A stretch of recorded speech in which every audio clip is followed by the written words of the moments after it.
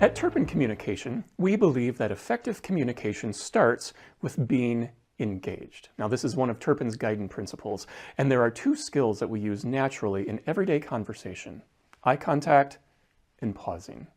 We pause and breathe to think, we formulate our thoughts, and the words fall out of our mouths. We use our eye contact to connect and observe, which allows us to see people's facial expressions and read body language. We might notice that the other person has something to say, and we make space for them to say it.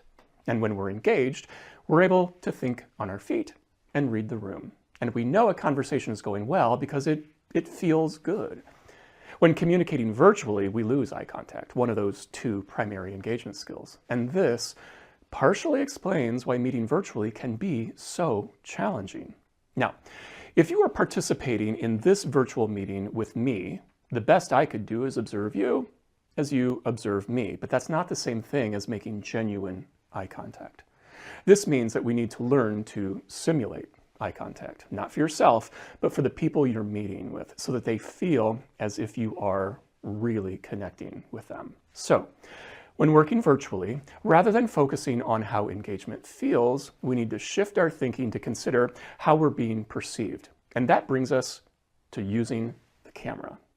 The first thing to work on is your camera's placement. Now, there are two adjustments: camera height, so that the lens is at the eye level, and camera angle, so that your eyes end up in the upper third.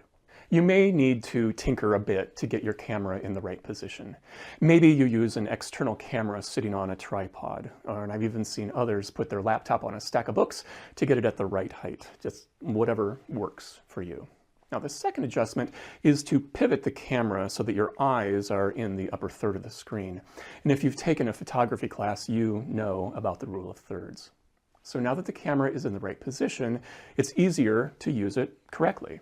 It's best to look into the camera when you're speaking and listening. Of course, you will want to look at others in your meeting from time to time, but the bulk of your time should be spent looking directly into the camera. Remember, you want people to feel as if you're talking directly with them. There's a big difference between this, as I look at perhaps the video of you on your screen, and this.